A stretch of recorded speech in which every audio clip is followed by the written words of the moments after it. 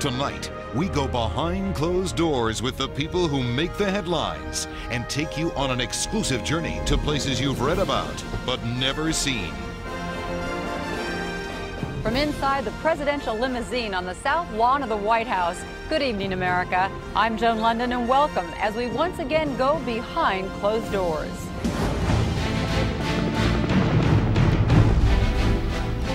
Every day is our Super Bowl. There's no, well, we can afford to lose today and we'll catch back up tomorrow. There is no tomorrow. There is no World Series of Secret Service events. We don't need to win 4 games, we need to win every game. The most protected man on earth. To keep him that way, his every move is clearly thought out, rehearsed, and is choreographed down to the second by the United States Secret Service. Now, for the first time, behind closed doors with the men and women who keep our president safe.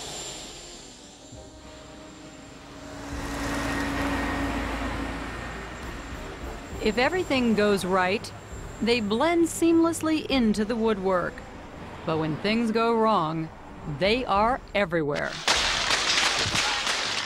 We are really there to ensure the American way of life, to make sure that the continuity of government is maintained, and that our president does not have to be in fear of making any decision, nor are we in fear that we'll lose him. Their job is one of the most important in our country because no matter who is the president or the vice president, that person stands for America. So in effect, they are safeguarding our entire country, not just an individual or a family. The United States Secret Service has been mandated to maintain a very low-profile existence while executing a very high-profile job. From the White House to their nondescript downtown Washington headquarters, the Secret Service isn't always what you'd expect. And that's exactly the way they like it. There is a mystique, and frankly, there are things that we cannot divulge to for public consumption. There are methods and techniques that we employ in both our protective and investigative responsibilities that they're better left not said. And if that adds to the mystique, that's part of it. The Secret Service is not a part of the FBI, the CIA, or the military. In fact, it is a division of the Treasury Department. Founded in 1865, the main purpose was to suppress rampant counterfeiting. Today, investigating financial crimes is still a top priority. Of the over $400 billion in circulation, the agency seizes over $230 million in phony bills each year. The most counterfeited? The $20 bill. 5 samples from every bust are kept in the counterfeit specimen vault where they are analyzed and cataloged. The rest of the haul is taken to a secure trash processing plant. On this day, they burn $50 million. But it's the agency's protection of the president, vice president, and foreign heads of state for which it is best known. Louis Merletti has been a Secret Service agent for 23 years. He worked presidential detail for Reagan and Bush and headed protection for President Clinton before being named director of the agency. We sat down in his office and talked candidly about how the Secret Service does what it does. Where do you think the president is the safest? Everywhere he goes, because of what we do. Most people would think that he's the safest at the White House, but everywhere he goes, we reconstruct the security that is at the White House. One of the ways they keep the president secure is by tracking his every movement. Behind the director's desk is a closed-circuit locator board that constantly updates him on the president's whereabouts as well as his family's. POTUS is an acronym for President of the United States. FLOTUS stands for the First Lady of the United States. People watch at home at the inauguration. The president get out of his car and walk down the street with millions of people. And you wonder, my gosh, is he safe? We planned for the inauguration for months and months, and we know every foot of that parade. We know where the safest parts are. We know where we need all the security. We know where to put our counter sniper teams, where our magnetometer team should be. Then we put in our counter assault teams, We have agents on surveillance. We have intelligence teams. So that route is checked out very thoroughly. We have a commitment to uphold. I mean, that commitment is to the American people, to 255 million American people. That is the heart and soul of the Secret Service. This is the train that carried the President and Mrs. Clinton on their 1996 Whistle Stop campaign tour across the Midwest. Car by car, agents dissected the train inch by inch. Depending on the size and the perceived risk of the event, advance teams arrive anywhere from 3 days to several months before the President. Everything from escape routes to potential bombs and sniper positions are checked and rechecked. No detail is too small or insignificant. I became an agent in 1974, and it was President Ford was in office at that time. And he was about to go to the Army-Navy game. And when the agents from the President's detail that were doing the advance went to the official, the football official that was going to do the coin toss in proximity to President Ford and asked for the coin in order for it to be x-rayed, I knew that this is a very, very detailed assignment. If the President wants to drive off property, obviously that would present a problem. Would he be able to do that? To drive out of the White House himself? Yeah. We would have to have some conversations with the President and advise him against that. Some very serious conversations. Some serious conversations. You would not want him to do that? It's not our job to tell him what he can do and cannot do, but we certainly advise him as to what would be best and most secure. And I'm correct in assuming that the President cannot refuse protection? The President cannot refuse protection. So when we see movies and we see the President and his wife sneak out of some little underground passageway. That's all Hollywood. There's no sneaking out. It's never happened. What happens when the President calls and says, I want to go out for pizza? That would be considered an off-the-record movement. And if you understand, if we have someone that wants to do the President harm, they have to know where he's going to be. So if it's something that's off the record, there's a certain offset. I mean, we're going to an area or a place that we weren't able to prepare in full, but at the same time, an assassin doesn't have the opportunity to know that we're going there. What makes you nervous? Nothing makes me nervous. Oh, come on. If you try hard enough, maybe you could make me nervous today. No, in my job, nothing makes me nervous. When promoted to his current position, Director Merletti was succeeded by 49-year-old Brian Stafford as special agent in charge of presidential protection. This is the first time a man in his position has spoken on the job about the job. Do you ever just walk in and say, this is really cool? I do that every day. So now, what is a typical day like on the job for you? My daily activities are pretty much determined by the President's schedule. If he's traveling outside the White House complex, I spend most of my time accompanying him, coordinating the physical security plans that we put in place around him. It's a cumbersome process for our people because they have to find practical solutions somewhere in between total access to the President and total isolation to the President. When you're so close to him every day, does he become, I mean, is it like a friend? There is a personal side to it, of course, just because we're here all the time, but we're not here for that purpose. So we're here to keep the President and the First Family safe. There are so many myths about, you know, what's out here. Let's just go down the list. Rocket launchers? I won't comment on that one. Landmines? I mean, if somebody climbs over a fence here, are there landmines out here? Well, you didn't have to tiptoe in here, did you? No, I don't. Okay, no landmines. I don't think there are any landmines. But I do see some people up on tops of buildings. Are there sharpshooters? There are. We have counter snipers. They're members of our uniformed division. They're a very elite group, and we take them everywhere we go. I see those little microphones, and it also looks like you're talking up your sleeve. Who are you talking to? Where are you wired into? It's just an internal coded communication system that we use among the agents, and we take it with us worldwide. Not only do they take their communication system wherever they go, they also take the entire presidential motorcade. In Secret Service lingo, this is called flying the secure package. The C-5 flies at least 24 hours before the president, so when he lands, the limo is ready and waiting. This is the presidential limousine. It is a 1993 custom-built Cadillac. It takes 2 years to build just one of these. It is powered by a 454 cubic inch modified truck engine. There are only 2 original parts still left on this car. That's the hood and the trunk. Everything else is classified. And the doors are very, very secure and heavy. Behind this closed door is home base for the entire presidential fleet. The building has no sign nor street address, and its exact location is classified. Here, over 40 limousines and follow-up cars are garaged, modified, and maintained.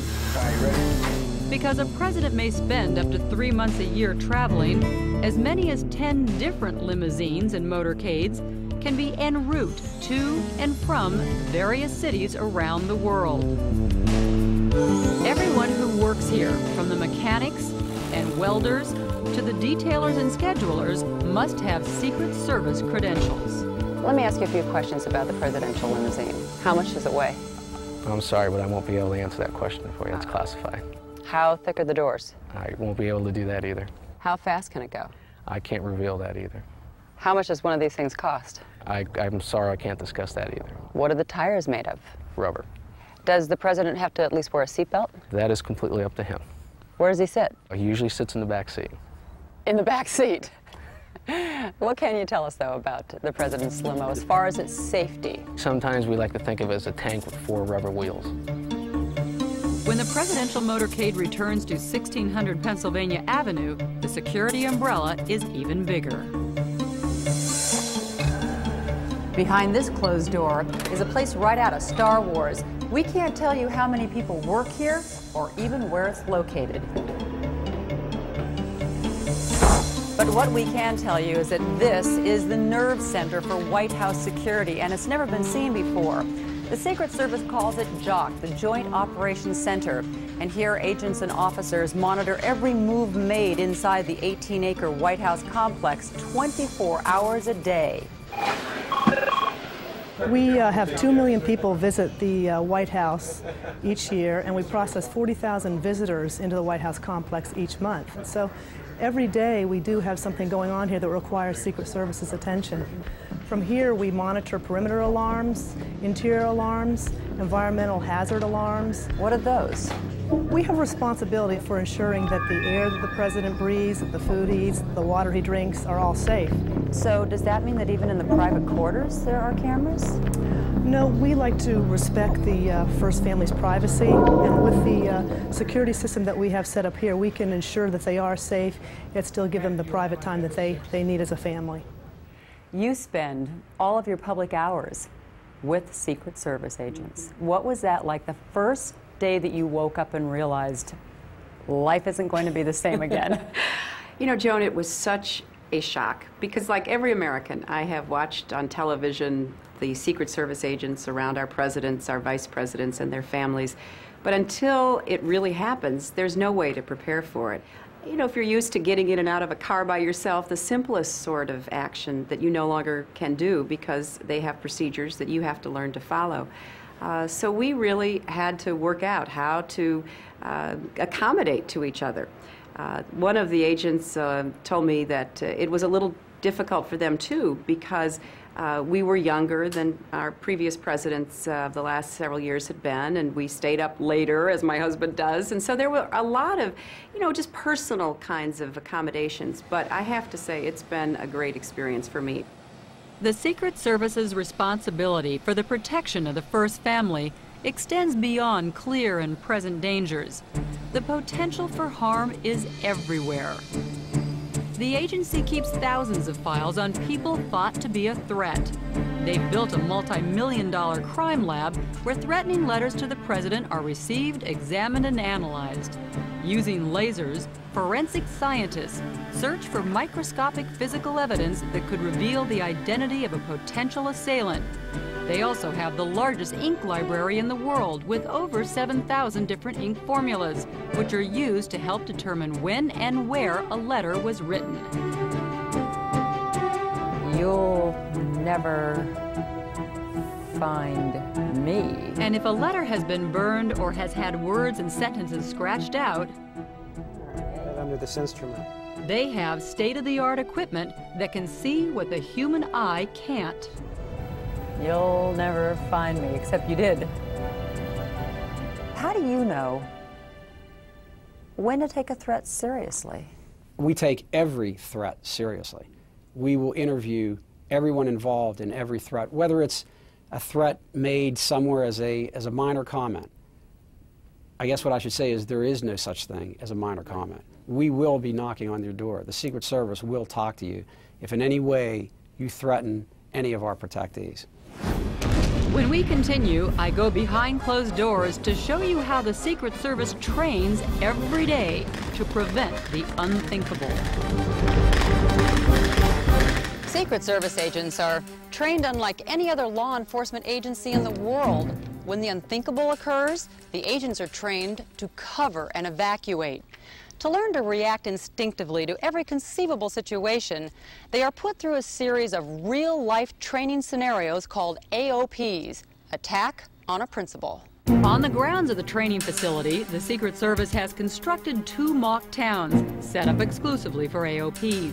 The replicated city streets can accommodate any possible scenario. For the first time, the Secret Service has allowed a journalist to participate in an AOP. They let us videotape 2 different exercises. The first one involved a very familiar situation. It is called working the rope line, something the president does all the time. In this scenario, I would be the one shaking hands with the crowd. Hi, ma'am. Nice to meet you. We go over 100 different scenarios. We put our agents through training where nothing happens at all. That's part of the training. We want them to realize that you get into a lot of situations. You may be geared up and you may be ready for a confrontation, but nothing happens. What these agents don't know is that somewhere in the crowd is a man with a gun. At the first sign of a weapon, agents are trained to sound off as loud as they can. Hi, nice to meet you. I was immediately covered by a wall of human bodies, thrown into the limousine and evacuated. Simultaneously, 3 other things were happening. One of the agents simulated taking a bullet. 2 other agents immediately started emergency medical care. 3 more agents disarmed and subdued the gunman. I saw nothing. You all right? Yeah, I'm okay. Sorry. That's okay, that's okay. That was real. The AOPs can be very graphic. We'd like them to experience that inside the confines of a controlled environment here before they would actually see something like that on the streets. Hopefully they never see that out in the street, but we want to be prepared for the worst. Your eyes are going everywhere. You have to just trust yourself, trust your instincts, and then just relax. Your gut feeling comes into this a lot. When you see everybody's clapping, you see a guy back there that's not clapping and not excited, you know, that should send off a little light bulb that something's wrong over there and you might need to check it out. I noticed someone in the back had directed his attention down to his waistband. He dropped his head and I saw his arm come So that's what you were saying that you saw you didn't like? There was something unusual that took place, and once his arm dropped, the gun came out. And he turned to spin, and at that time we started moving toward him, and Mike at that time turned to take you back to the But you car. got the bad guy, right? We got it. Okay. We are going to respond and go into action to cover and evacuate. And in the process, if somebody gets hurt, then that's part of the job. Would you take a bullet? We're going to do what we need to do, and that's one of the consequences. Is that a yes? That's a yes. The second AOP was based on a series of actual world events. To simulate the attack, special effects were used. It started with a truck bomb.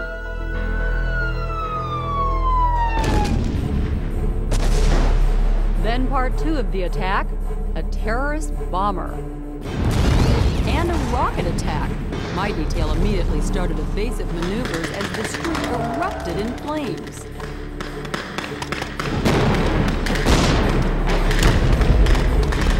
From somewhere in the motorcade, the counter-assault team was deployed. We can't tell you how, but it was fast. During the exercise, the noise was deafening. These explosions give us the feel, the blast, the heat. We want to train the way it'll be if an event actually goes down.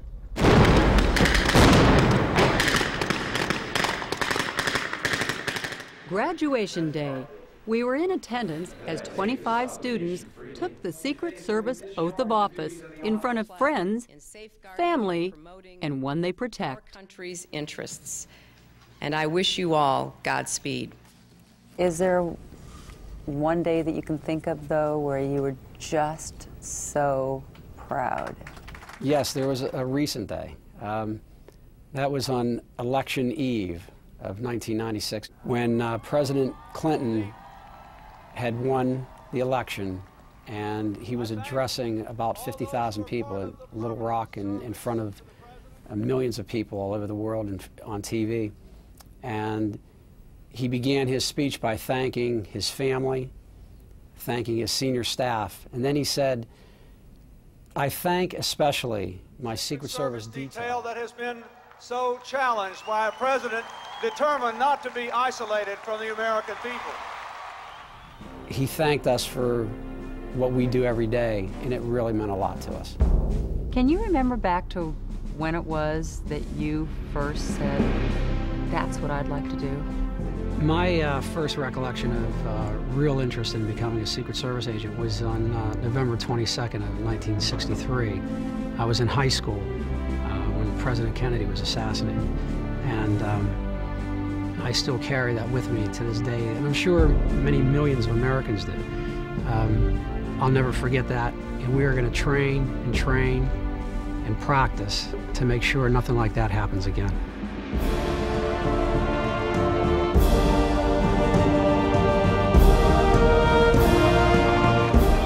The United States Secret Service behind closed doors.